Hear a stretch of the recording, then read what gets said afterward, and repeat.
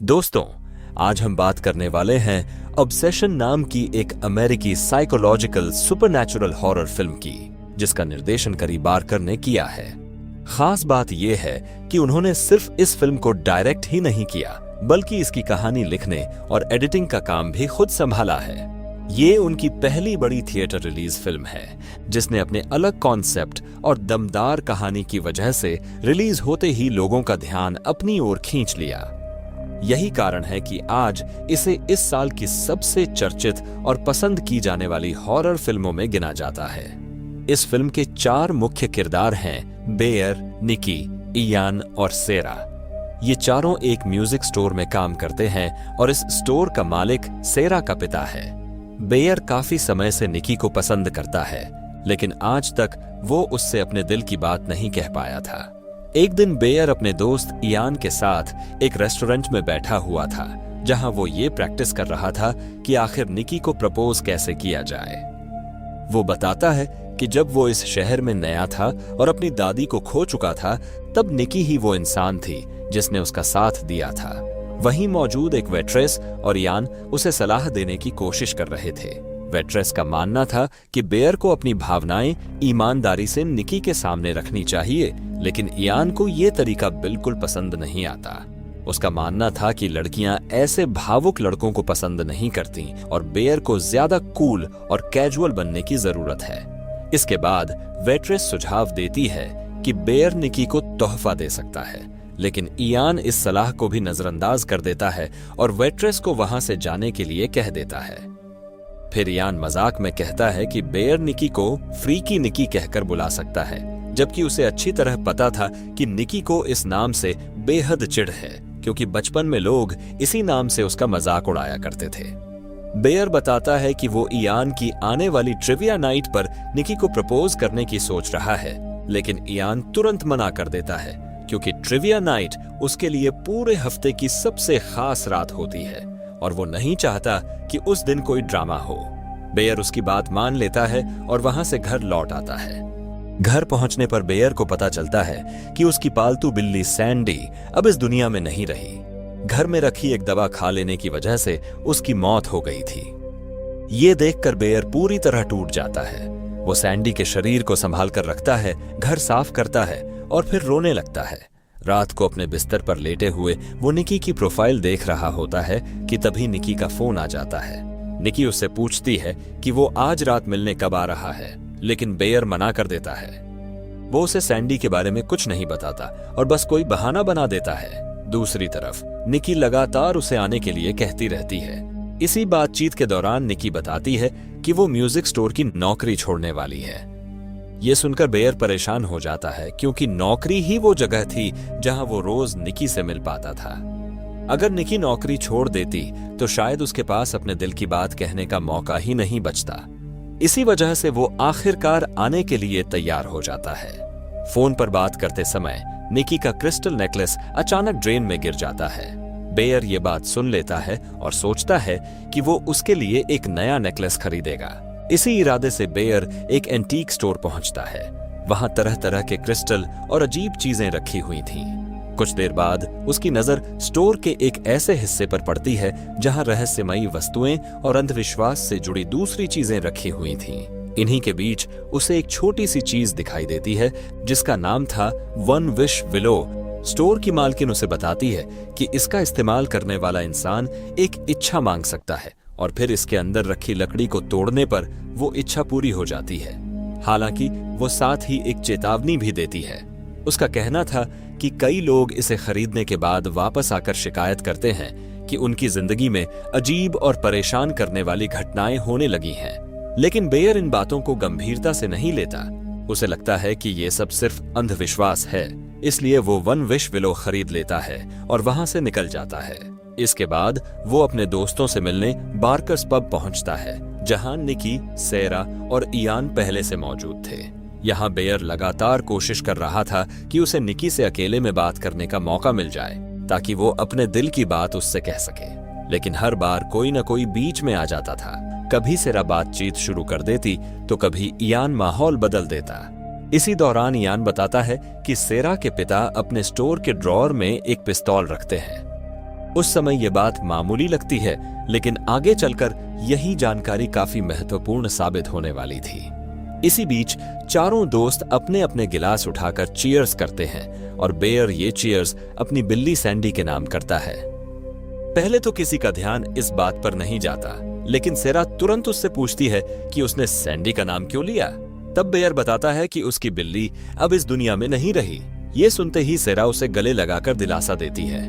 Pub से बाहर निकलने के बाद निकी एक बेघर आदमी को पैसे देती है और बेयर इस बात को नोटिस करता है। निकी का ये व्यवहार देखकर वो उसे और भी ज्यादा पसंद करने लगता है। इसके बाद जब निकी घर जाने की बात करती है तो बेयर उसे घर छोड़ने की पेशकश करता है। तभी इयान मजाक में निकी को बेयर की गर्लफ्रेंड कह देता है, लेकिन निकी तुरंत इस बात का विरोध करती है। उसकी प्रतिक्रिया देखकर साफ महसूस होता है कि वो बेयर को उस नजर से नहीं देखती जिस नजर से बेयर उसे देखता है। फिर भी बेयर उसे कार से घर छोड़ने निकल पड़ता है। कार में सफर के दौरान निकी बेयर को बताती है कि वो म्यूजिक स्टोर की नौकरी इसलिए छोड़ना चाहती है क्योंकि अब वो एक किताब लिखना चाहती है और अपना पूरा ध्यान उसी पर लगाना चाहती है। बेयर उससे पूछता है कि क्या वो कोई रोमांस कहानी लिख रही है, लेकिन निकी कहती है कि वो रोमांस नहीं बल्कि एक लव स्टोरी लिख रही है। बेयर को दोनों बातें लगभग एक जैसी लगती हैं, इसलिए वो इस फर्क को समझ नहीं पाता। कुछ ही देर बाद दोनों निकी के घर पहुंच जाते हैं। बातचीत के दौरान निकी बताती है कि सेरा उससे बेयर के बारे में कुछ सवाल पूछ रही थी और उसे लगता है कि शायद सेरा बेयर को पसंद करती है। हालांकि बेयर इस बात को गंभीरता से नहीं लेता और कहता है कि सेरा सिर्फ उसकी अच्छी दोस्त है। इसके बाद बेयर कई बार कोशिश करता है कि वो निकी को अपने दिल की बात बता सके, लेकिन हर बार उसकी हिम्मत जवाब दे जाती है। इसी दौरान वो इयान की सलाह मानते हुए निकी को फ्रीकी निकी कह देता है। ये सुनते ही निकी नाराज हो जाती है और साफ शब्दों में कहती है कि उसे इस नाम से मत बुलाओ। निकी सीधे बेयर से पूछ लेती है कि क्या वो उसे पसंद करता है। वो कहती है कि अगर ऐसी कोई बात है तो उसे अभी बता देना चाहिए, लेकिन बेयर उस समय इतना घबरा जाता है कि सच बोलने के बजाय मना कर देता है। इसके बाद निकी अपने घर के अंदर चली जाती है। निकी के जाने के बाद बेयर अपनी ही हरकत पर अफसोस करने लगता है। जिस मौके का वो इतने समय से इंतजार कर रहा था, जब निकी खुद उसके सामने खड़ी होकर जवाब मांग रही थी, उसी समय वो सच बोलने की हिम्मत नहीं जुटा पाया। अपनी इसी हताशा में वो वन विश विलो निकालता है और इच्छा मांगता है कि निकी उसे इस दुनिया में सबसे ज्यादा प्यार करे। इसके बाद वो विलो को तोड़ देता है। जैसे ही वो ऐसा करता है, हालात अचानक बदलने लगते हैं। निकी, जो कुछ पल पहले अपने घर के अंदर जा चुकी थी, अचानक वापस बाहर आती है और बेयर की कार के पास पहुंच जाती है। निकी कहती है कि उसकी बिल्ली मर गई है, जबकि असल में बिल्ली बेयर की मरी थी। अगले ही पल वो अपनी बात सुधार लेती है और कहती है कि उसे सेरा से सैंडी के बारे में पता चला था। बेयर को उसका ये व्यवहार थोड़ा अजीब लगता है। कुछ देर बाद निकी बताती है कि उसके पिता को कैंसर है और इसी वजह से वो पिछले कुछ समय से काफी परेशान है। वो कहती है कि आज रात वो अकेली नहीं रहना चाहती, इसलिए वो बेयर के घर पर रुकना चाहती है। बेयर को ये सब काफी अजीब लग रहा था, लेकिन फिर भी वो निकी को अपने घर ले जाता है। घर पहुंचने के बाद निकी अपने कपड़े उतारने लगती है और बेयर से भी अपने साथ बिस्तर पर आने के लिए कहती है। बेयर इस स्थिति से घबरा जाता है, लेकिन आखिरकार उसके पास जाकर लेट जाता है। निकी उसके कंधे पर सिर टिकाकर उसके करीब आने लगती है। इसके बाद वो बेयर को किस करने लगती है, लेकिन तभी अचानक जोर से चीख पड़ती है, जिससे बेयर भी घबरा जाता है। निकी माफी मांगते हुए बताती है कि उसे पैनिक अटैक आया था और ये कहते कहते वो रोने लगती है। वो खुद भी समझ नहीं पाती कि उसके साथ क्या हो रहा है। उस रात जब निकी सो जाती है, तब बेयर अपने कंप्यूटर पर वन विश विलो के बारे में जानकारी खोजने लगता है। इंटरनेट पर कुछ लोग इसे धोखा बता रहे थे, जबकि कुछ लोग दावा कर रहे थे कि ये सचमुच काम करता है। तभी निकी की नींद खुल जाती है और वो बेयर को वापस बिस्तर पर आने के लिए कहती है। अगले दिन निकी बेयर की बिल्ली सैंडी की बॉडी का एक मेमोरियल बना देती है। बेयर को यह सब बिल्कुल पसंद नहीं आता और वो निकी को ऐसा करने से मना कर देता है। निकी उसकी बात मान जाती है। इसके बाद दोनों साथ में काम पर चले जाते हैं। काम के दौरान बेयर और इयान दोनों नोटिस करते हैं कि निकी लगातार बेयर को घूरे जा रही थी। उसके चेहरे पर एक अजीब सी मुस्कान थी और वो किसी भी चीज से ज्यादा बेयर पर ध्यान दे रही थी। इसी दौरान बेयर इयान को बताता है कि निकी के पिता को कैंसर है और शायद इसी वजह से वो पिछले कुछ समय से काफी परेशान है। लेकिन इयान का मानना था कि शायद निकी फिर से वही ड्रग्स लेने लगी है जो वो पहले लिया करती थी और शायद इसी वजह से उसका व्यवहार इतना बदल गया है। काम के बाद इयान निकी को उसके घर छोड़ने जाता है। वहीं दूसरी तरफ बेयर अपने घर पर ड्रग्स के साइड इफेक्ट्स के बारे में सर्च कर रहा था। तभी वहां निकी भी आ जाती है और पिछली रात के अपने व्यवहार के लिए उससे माफी मांगती है। इसके बाद दोनों एक दूसरे के साथ अपनी भावनाएं शेयर करने लगते हैं और यहीं से उनके रिश्ते की शुरुआत हो जाती है। लेकिन यहाँ एक अजीब बात थी। निकी अब बेयर को लेकर कुछ ज्यादा ही ऑब्सेस्ड हो चुकी थी। अगर दोनों साथ में कोई फिल्म देख रहे होते तब भी निकी का ध्यान फिल्म से ज्यादा बेयर पर रहता था। फिल्म देखते समय वो उदास हो जाती, लेकिन जैसे ही उसकी नजर बेयर पर पड़ती उसके चेहरे पर फिर से मुस्कान आ जाती। हालांकि ये सब काफी जल्दी हुआ था, इसलिए बहुत से लोग भी कंफ्यूज थे कि आखिर दोनों का रिश्ता इतनी जल्दी कैसे शुरू हो गया। इसी बीच एक दिन दोनों डिनर पर गए हुए थे। तभी बेयर के पास इयान के लगातार 2 कॉल आ जाते हैं। निकी को ये बात पसंद नहीं आती, लेकिन बेयर उससे थोड़ा दूर जाकर कॉल उठा लेता है। फोन पर इयान जो जानकारी देता है उसे सुनकर बेयर चौंक जाता है। इयान ने निकी के पिता के बारे में पता लगाया था और उसे मालूम पड़ा कि उन्हें कोई कैंसर नहीं है। दूसरी तरफ निकी दूर खड़ी होकर ये सब देख रही थी। इयान बेयर को यह भी बताता है कि सेरा ने उसे बताया था कि कुछ समय पहले तक निकी बेयर को एक भाई की तरह मानती थी। ऐसे में उसका व्यवहार अचानक इतनी तेजी से बदल जाना इयान को काफी अजीब लग रहा था। उसे शक था कि कहीं न कहीं कुछ ऐसा जरूर है जो उन्हें दिखाई नहीं दे रहा। ये सब सुनकर बेयर भी सोच में पड़ जाता है। कॉल खत्म होने के बाद बेयर वापस टेबल पर लौटता है, जहां निकी उसके लिए एक छोटा सा तोहफा लाई थी। ये टाइगर्स आई नाम का एक क्रिस्टल था। निकी का कहना था कि ये बेयर का आत्मविश्वास बढ़ाने में मदद करेगा, लेकिन उस समय बेयर का ध्यान उस तोहफे पर नहीं था। उसके मन में लगातार इयान की कई बातें घूम रही थीं।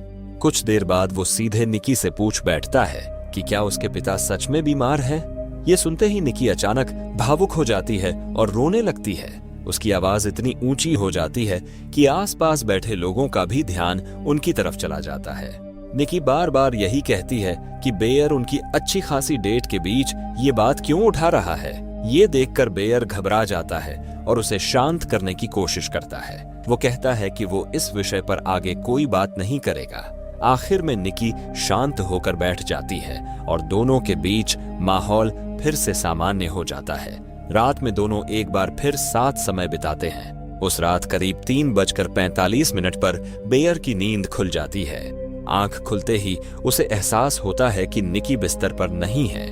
वो उठकर देखता है तो निकी कमरे के एक अंधेरे कोने में खड़ी दिखाई देती है। बेयर उसे वापस आकर सोने के लिए कहता है।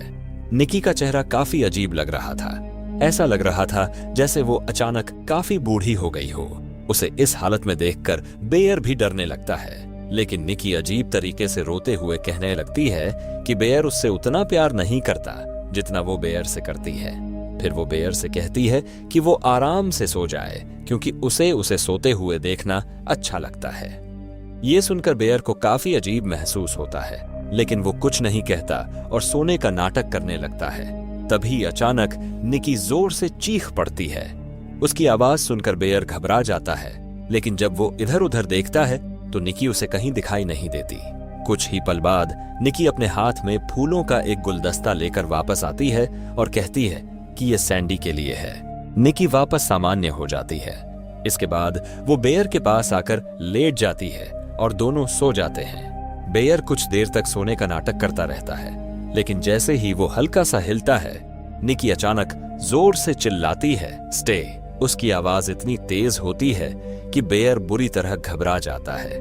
इसके बाद वो बिल्कुल शांत होकर वहीं लेटा रहता है। अगली सुबह बेयर काम पर जाने के लिए तैयार हो रहा था। तभी उसकी नजर अपने कटे हुए बालों पर पड़ती है।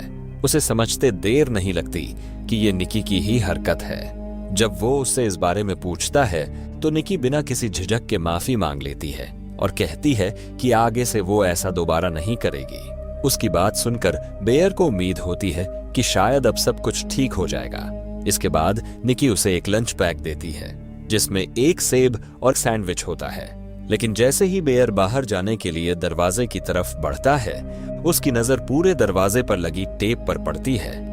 ये देखकर ऐसा लग रहा था जैसे निकी सीधे तौर पर उसे काम पर जाने से रोक रही हो।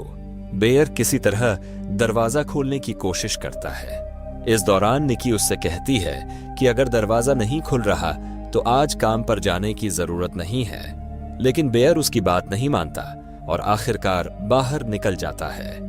निकी उसे उसी अजीब मुस्कान के साथ विदा करती है। बेयर के जाने के बाद भी वो काफी देर तक वहीं खड़ी रहती है और फिर वहीं खड़े खड़े पेशाब कर देती है। बाद में काम पर बेयर सेरा के साथ लंच करने बैठता है। जब वो निकी द्वारा दिया गया लंच बॉक्स खोलता है तो उसे उसके अंदर 2 तस्वीरें दिखाई देती हैं। पहली तस्वीर निकी की थी जिस पर एक दिल बना हुआ था। वहीं दूसरी तस्वीर बेयर और निकी की थी जिस पर नॉट मी लिखा हुआ था। सबसे अजीब बात यह थी कि यह तस्वीर निकी ने तब ली थी जब बेयर सो रहा था। हालांकि बेयर इन बातों पर ज्यादा ध्यान नहीं देता और उन्हें नजरअंदाज करके अपना सैंडविच खाने लगता है। इसी दौरान सेरा को आर्ट स्कूल से एक लेटर मिलता है। वो बड़ी उम्मीद के साथ उसे खोलती है, लेकिन पता चलता है कि उसका एडमिशन रिजेक्ट हो गया है। ये सुनकर सेरा काफी निराश हो जाती है और बेयर उसे दिलासा देने की कोशिश करता है। कुछ देर बाद सेरा की नजर लंच बॉक्स में रखे एक नोट पर पड़ती है। उस पर लिखा था व्हाट्स द वर्डिक्ट कैट।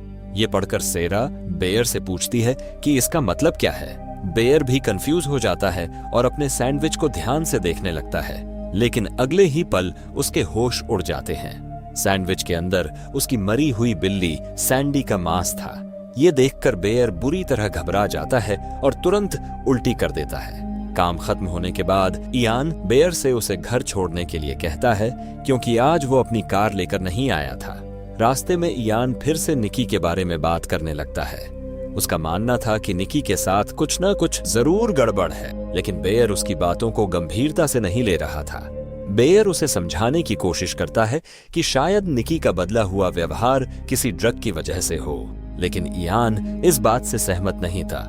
उसके मुताबिक मामला इससे कहीं ज्यादा बड़ा था। इसी दौरान इयान बेयर को बताता है कि उसी रात उसके घर पर एक पार्टी होने वाली है। हालांकि उसने जानबूझकर बेयर और निकी दोनों को नहीं बुलाया था, क्योंकि पिछले कुछ समय से दोनों का व्यवहार बाकी लोगों को थोड़ा अजीब लगने लगा था। फिर वो कहता है कि ये एक बॉयज नाइट है, इसलिए निकी को बता देना कि वो साथ नहीं आ सकती। हालांकि अगर बेयर अकेले आना चाहे तो उसका स्वागत है। इयान को लग रहा था कि निकी शायद बेयर को अकेले पार्टी में आने ही नहीं देगी। इयान को छोड़ने के बाद बेयर घर जाने ही वाला होता है कि तभी उसकी नजर वन विश विलो के बॉक्स पर लिखे एक नंबर पर पड़ती है। वहां लिखा था कि अगर किसी को इससे जुड़ा कोई सवाल या परेशानी हो तो वो इस नंबर पर संपर्क कर सकता है। बेयर तुरंत उस नंबर पर कॉल कर देता है। फोन उठाने वाला आदमी उसकी पूरी बात सुनता है। बेयर उससे कहता है कि वो अपनी विश को बदलना चाहता है क्योंकि हालात अब उसके नियंत्रण से बाहर होते जा रहे हैं। लेकिन वो आदमी साफ कह देता है कि एक बार विश पूरी हो जाए तो उसे बदला नहीं जा सकता। तब बेयर उससे विश को खत्म करने की बात करता है, लेकिन उसे वही जवाब मिलता है। वो आदमी कहता है कि अब न तो विश को बदला जा सकता है और न ही उसे खत्म किया जा सकता है। इसके बाद वो बेयर से कहता है कि निकी की जो हालत हुई है उसके लिए वही जिम्मेदार है। फिर वो ये भी बताता है कि अब निकी ऐसी ही रहेगी जब तक बेयर जिंदा है। ये सुनकर बेयर और भी घबरा जाता है। तभी वो आदमी उससे पूछता है कि क्या वो निकी की आवाज सुनना चाहेगा। अगले ही पल फोन पर निकी की दर्द भरी चीखें सुनाई देने लगती हैं। ये सुनकर बेयर बुरी तरह घबरा जाता है और तुरंत कॉल काट देता है।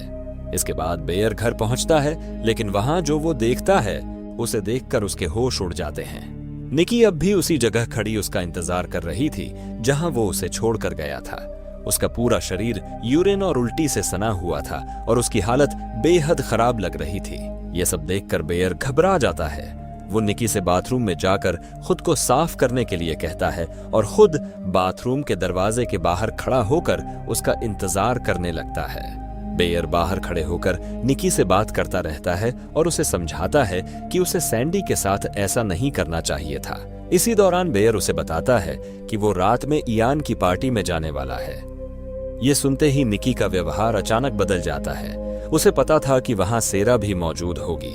वो गुस्से में अजीब और डरावने तरीके से चिल्लाने लगती है। साथ ही वो रोते हुए बार बार कहती है कि बेयर उसे छोड़कर कहीं नहीं जा सकता। निकी का ये रूप देखकर बेयर घबरा जाता है। आखिरकार वो हार मान लेता है और उसे भी अपने साथ पार्टी में ले जाने के लिए तैयार हो जाता है। इसके बाद दोनों इयान की पार्टी में पहुंचते हैं। वहां सिर्फ लड़के ही नहीं बल्कि और भी लोग मौजूद थे। सब लोग मिलकर जेंगा खेल रहे थे, जहां हर ब्लॉक के साथ एक डेयर भी पूरा करना पड़ता था। खेल के दौरान एक लड़के को डेयर मिलता है, जिसके बाद वो बेयर के साथ अपनी सीट बदल लेता है और जाकर निकी के पास बैठ जाता है। निकी को ये बात बिल्कुल पसंद नहीं आती। थोड़ी देर बाद बेयर एक साधारण सा मजाक करता है, जिस पर सभी लोग हंसने लगते हैं, लेकिन निकी की हंसी रुकने का नाम ही नहीं लेती। उसकी हरकत देखकर वहां मौजूद लोग भी थोड़ा हैरान हो जाते हैं। फिर निकी की बारी आती है। वो हैंसेल एंड ग्रेटेल की कहानी का एक बेहद अजीब वर्जन सुनाने लगती है। वो भाई बहन के रिश्ते को ऐसे तरीके से बताती है कि पूरी कहानी का मतलब ही बदल जाता है। उसकी बातों से ऐसा लग रहा था मानो वो भाई बहन के रिश्ते को एक रोमांटिक रिश्ते की तरह पेश कर रही हो। ये सुनकर वहां मौजूद लोग एक दूसरे का मुंह देखने लगते हैं। इसके बाद बेयर की बारी आती है। डेयर के मुताबिक उसे अपने बाईं तरफ बैठे इंसान को किस करना था। उसके बाईं तरफ सेरा बैठी थी, लेकिन जैसे ही निकी को यह बात पता चलती है, वो तुरंत सेरा की कुर्सी पीछे खिसका देती है और खुद जाकर बेयर के बाईं तरफ बैठ जाती है। मजबूरन बेयर को निकी को किस करना पड़ता है। इसके बाद निकी सबके सामने कहने लगती है कि एक दिन सब कुछ खत्म हो जाएगा, लेकिन फिर भी कोई कभी नहीं समझ पाएगा कि वो बेयर से कितना प्यार करती है। पहले वो कहती है कि वो मजाक कर रही है, लेकिन अगले ही पल कहती है कि वो मजाक नहीं कर रही। निकी की ये बातें सुनकर वहां मौजूद लोग भी हैरान रह जाते हैं। तभी अचानक एक पल के लिए वो घबरा जाती है और कहती है, ये मैं नहीं हूं। ऐसा लग रहा था जैसे कुछ देर के लिए असली निकी वापस आ गई हो, लेकिन अगले ही पल वो एक बोतल तोड़ लेती है और उसके टूटे हुए हिस्से से अपने चेहरे पर कई बार वार करने लगती है। इसके बाद वो फिर से पहले की तरह व्यवहार करने लगती है। उसके चेहरे से खून निकल रहा था, लेकिन उसके चेहरे पर अब भी वही मुस्कान थी। ये सब देखकर पार्टी में मौजूद लोग बुरी तरह डर जाते हैं। हालांकि बेयर वहीं चुपचाप बैठा रहता है। पिछले कुछ दिनों में वो निकी के ऐसे कई अजीब व्यवहार देख चुका था, इसलिए अब उसे मानो इन सब चीजों की आदत सी हो गई थी। निकी की ऐसी हालत देखकर बेयर उसे अस्पताल लेकर जाता है, लेकिन वहां भी निकी लगातार अजीब हरकतें करती रहती है, जिसकी वजह से उसका इलाज नहीं हो पाता। घर पहुंचने के बाद भी निकी लगातार अजीब अजीब बातें करती रहती है। जब बेयर उससे कहता है कि उसे वॉशरूम जाना है, तो निकी पूछती है कि क्या वो बाहर खड़ी रह सकती है। इसके बाद बेयर गुस्से में उससे पूछता है कि उसने पार्टी में ऐसा व्यवहार क्यों किया। निकी बिना किसी झिझक के मान लेती है कि उसे सेरा से जलन हो रही थी, क्योंकि उसने महसूस कर लिया था कि सेरा बेयर को पसंद करती है। इसके बाद बेयर उससे पूछता है कि क्या वो सच में उससे प्यार करती है, लेकिन जवाब देने के बजाय निकी मुस्कुराते हुए फिर खुद को उसकी फ्रीकी निकी कहने लगती है, जबकि पहले वो इस नाम से बेहद नफरत करती थी। ये सब देखकर बेयर और भी परेशान हो जाता है। इसके बाद वो निकी से पूछता है कि क्या वो एक रात के लिए अपने घर वापस जा सकती है, क्योंकि उसे थोड़ा समय चाहिए। लेकिन ये सुनते ही निकी रोने और चिल्लाने लगती है। वो बार बार कहती है कि बेयर उससे प्यार नहीं करता। तब बेयर उससे पूछता है कि वो पहले जैसी निकी क्यों नहीं बन सकती। ये सुनते ही निकी का गुस्सा और बढ़ जाता है। वो बेयर से कहती है कि वो पहले वाली निकी बन ही नहीं सकती। कुछ देर बाद निकी कमरे के अंधेरे हिस्से में चली जाती है और अजीब तरह की हरकतें करने लगती है। थोड़ी देर बाद हाथ में एक चाकू लेकर वापस आती है। इसके बाद वो बेयर से कहती है कि वो उसे कभी नुकसान नहीं पहुंचाएगी, लेकिन साथ ही वो इशारों इशारों में ये भी कहती है कि अगर आज रात बेयर उसके साथ नहीं सोया तो वो खुद को नुकसान पहुंचा सकती है। ये सब देखकर बेयर भी डर जाता है। उसे समझ नहीं आ रहा था कि ऐसी स्थिति में क्या करे। आखिरकार वो उसी रात उसके साथ रुकने के लिए मान जाता है। हालांकि वो पूरी तरह सतर्क रहता है और रात भर ठीक से सो नहीं पाता। इसी दौरान बेयर के फोन पर सेरा का मैसेज आता है। सेरा उससे मिलना चाहती थी क्योंकि उसे उससे कुछ जरूरी बात करनी थी। पहले बेयर मिलने से मना कर देता है, लेकिन तब सेरा कहती है कि अगर बेयर उससे मिलने नहीं आया तो वो खुद उसके घर पहुंच जाएगी। आखिरकार बेयर उससे मिलने के लिए तैयार हो जाता है। इसके बाद बेयर धीरे धीरे बिस्तर से उठने की कोशिश करता है ताकि निकी की नींद न टूटे। निकी सोती हुई दिखाई दे रही थी, लेकिन तभी उसके अंदर से एक आवाज आने लगती है। ये असली निकी की आवाज थी। वो धीरे से बेयर से कहती है कि उसे इस हालत से मुक्त कर दे, क्योंकि वो अपने ही शरीर में कैद होकर नहीं जी सकती। वो बेयर से कहती है कि उसे मार दे ताकि उसकी ये पीड़ा हमेशा के लिए खत्म हो सके। वो ये भी बताती है कि अभी दूसरी निकी सो रही है, इसलिए बेयर धीरे बोले, वरना वो जाग जाएगी। ये सब सुनकर बेयर पूरी तरह हैरान रह जाता है, लेकिन उसकी मदद करने का तरीका पूछने के बजाय वो उससे पूछने लगता है कि क्या वो उसके साथ नहीं रहना चाहती। उधर असली निकी लगातार दर्द में थी और किसी भी तरह इस हालत से छुटकारा चाहती थी। आखिरकार बेयर सेरा से मिलने निकल जाता है। सेरा के पास उसका आखिरी आर्ट स्कूल वाला लेटर था और वो उसे बेयर के साथ खोलना चाहती थी। दोनों कुछ देर तक बातचीत करते हैं। इसी दौरान सेरा निकी के बारे में कई बातें बताती हैं। वो कहती है कि निकी अपने पिता से बात तक नहीं करती, इसलिए उनके बीमार होने वाली बात पर यकीन करना मुश्किल है। इसके बाद सेरा एक और बड़ा खुलासा करती है। उसके मुताबिक निकी पिछले 2 सालों से इयान के साथ रिलेशनशिप में थी। यानी निकी न सिर्फ बेयर को उस नजर से नहीं देखती थी, बल्कि उसका इयान के साथ भी एक रिश्ता था। यही वजह थी कि इयान, निकी और बेयर के रिश्ते को लेकर इतना परेशान था। सेरा ये भी कहती है कि बेयर इससे कहीं बेहतर इंसान डिजर्व करता है। इस पर बेयर मजाक में पूछता है कि क्या वो इंसान सेरा है। ये सुनकर सेरा मुस्कुरा देती है और कहती है कि जेंगा वाले डेयर के दौरान वो बेयर के बाईं तरफ बैठी थी, इसलिए उसे उसी को किस करना चाहिए था। यहीं पहली बार साफ पता चलता है कि सेरा के मन में बेयर के लिए भावनाएं थीं। सेरा की बात पूरी भी नहीं हो पाती कि तभी अचानक निकी वहां पहुंच जाती है। वो गुस्से में कार की खिड़की तोड़ देती है और सेरा पर हमला कर देती है। इसके बाद वो बार बार सेरा का सिर एक ईंट पर मारने लगती है। हमला इतना बेरहमी से होता है कि कुछ ही देर में सेरा की मौत हो जाती है। ये सब देखकर बेयर पूरी तरह सदमे में चला जाता है, लेकिन निकी बिल्कुल शांत रहती है और बेयर से बॉडी हटाने में मदद करने के लिए कहती है। बेयर इतना डरा हुआ था कि वो उसका विरोध नहीं कर पाता। मजबूरी में वो उसकी मदद करता है। अब तक बेयर समझ चुका था कि उसकी विश ने हालात को पूरी तरह बर्बाद कर दिया है। इसी दौरान बेयर की नजर सेरा के उस लेटर पर पड़ती है जिसे वो उसके साथ खोलना चाहती थी। जब वो उसे पढ़ता है तो पता चलता है कि सेरा का आर्ट स्कूल में सिलेक्शन हो गया था। ये देखकर बेयर पूरी तरह टूट जाता है और जोर जोर से चिल्लाने लगता है। इसके बाद बेयर सीधे उस एंटीक शॉप में पहुंचता है जहां से उसने वन विश विलो खरीदा था। वो घबराया हुआ था और बार बार वन विश विलो के बारे में पूछ रहा था। बेयर को उम्मीद थी कि अगर उसे एक और विलो मिल जाए तो शायद वो किसी नई विश की मदद से सब कुछ ठीक कर सके। तभी उसकी नजर दुकान में रखे 3 वन विश विलो पर पड़ती है और वो उन्हें उठा लेता है। लेकिन दुकान का कर्मचारी उसे बताता है कि एक इंसान सिर्फ एक ही विश मांग सकता है, यानी बेयर अब खुद कोई नई विश नहीं मांग सकता। हालांकि अगर कोई दूसरा इंसान चाहे तो वो अपनी विश का इस्तेमाल करके उसकी मदद कर सकता है। ये सुनकर बेयर दुकान वाले से उसके लिए विश मांगने को कहता है, लेकिन वो बताता है कि उसकी अपनी विश पहले ही इस्तेमाल हो चुकी है। इसके बाद बेयर अपनी कार में बैठकर आखिरी बार खुद कुछ करने की कोशिश करता है। वो मन ही मन चाहता है कि निकी उसे सिर्फ एक दोस्त की तरह देखे, लेकिन जब वो विलो को तोड़ने की कोशिश करता है तो वो बिल्कुल नहीं टूटती। बेयर बार बार कोशिश करता है, पूरी ताकत भी लगा देता है, लेकिन कोई फायदा नहीं होता। इसके बाद बेयर इयान से मिलने जाता है। इयान बताता है कि निकी उसे लगातार अजीब और परेशान करने वाले मैसेज भेज रही है। तब बेयर उसे पूरी सच्चाई बताता है।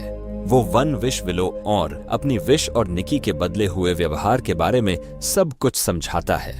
साथ ही वो इयान से कहता है कि वो विलो का इस्तेमाल करके एक विश मांगे जिससे निकी पहले जैसी सामान्य हो जाए। लेकिन इयान को इन बातों पर बिल्कुल भरोसा नहीं होता। उसे ये सब किसी अजीब कहानी जैसा लग रहा था। फिर भी वो मजाक मजाक में विलो उठा लेता है और विश मांगता है कि उसे $1 बिलियन मिल जाएं। जैसे ही वो विलो को तोड़ने लगता है, बेयर उसे रोकने की कोशिश करता है, लेकिन तब तक बहुत देर हो चुकी होती है। विलो टूट जाती है और अगले ही पल ऊपर से पैसों की बारिश होने लगती है। ये देखकर इयान भी हैरान रह जाता है और उसे एहसास हो जाता है कि बेयर जो कुछ कह रहा था वो सच था। अब बेयर के पास कोई और रास्ता नहीं बचा था। वो सोचता है कि अगर निकी उससे इतना प्यार करती है तो शायद वो उसके लिए एक विश मांगने के लिए तैयार हो जाए। इसी उम्मीद के साथ बेयर वापस निकी के पास जाने का फैसला करता है। वहां पहुंचकर बेयर देखता है कि निकी ने पूरे लिविंग रूम को एक अजीब और डरावने मेमोरियल की तरह सजा रखा था। सबसे चौंकाने वाली बात यह थी कि सेरा की बॉडी भी अब तक वहीं मौजूद थी।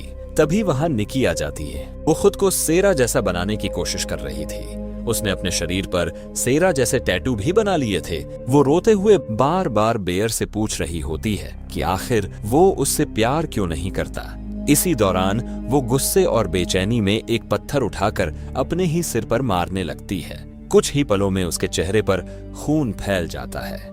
बेयर उसे शांत करने की कोशिश करता है, लेकिन निकी अब किसी की बात सुनने की हालत में नहीं थी। तभी अचानक इयान भी पहुंच जाता है, लेकिन उसके आते ही निकी एक पिस्तौल निकाल लेती है और उस पर गोली चला देती है। इयान को गोली लगते ही बेयर पूरी तरह टूट जाता है।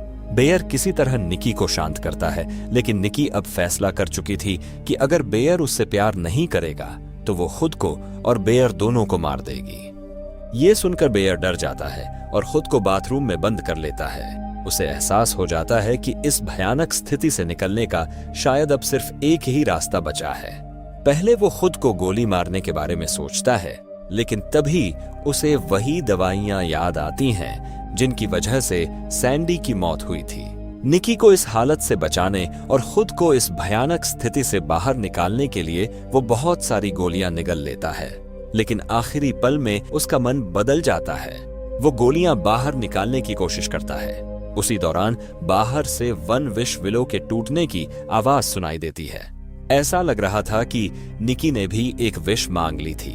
अगले ही पल बेयर के व्यवहार में बदलाव दिखाई देने लगता है। इसके बाद वो बाथरूम से बाहर आता है और सीधे निकी की तरफ बढ़ता है। उसकी आंखों में अब वही दीवानगी दिखाई दे रही थी जो अब तक निकी की आंखों में नजर आती थी। ऐसा लग रहा था जैसे वो अचानक निकी से बेइंतहा प्यार करने लगा हो। इसके बाद दोनों एक दूसरे के करीब आते हैं और एक दूसरे को किस करते हैं। वहीं पास में टूटा हुआ विलो भी पड़ा दिखाई देता है, जिससे साफ पता चलता है कि ये सब निकी की विश की वजह से हुआ है। लेकिन तभी बेयर द्वारा खाई गई दवा असर दिखाने लगती है। कुछ ही देर बाद वो निकी की बाहों में दम तोड़ देता है। ये देखकर निकी भी खुद को गोली मारने वाली होती है, लेकिन तभी उसे होश आ जाता है। अपने आसपास हुई सारी घटनाओं को देखकर वो रोने लगती है। इसी के साथ इस कहानी का अंत हो जाता है। तो दोस्तों, यही थी ऑब्सेशन की पूरी कहानी। अगर आपको वीडियो पसंद आई हो तो लाइक और सब्सक्राइब जरूर करें। मिलते हैं अगली वीडियो में एक और दिलचस्प कहानी के साथ।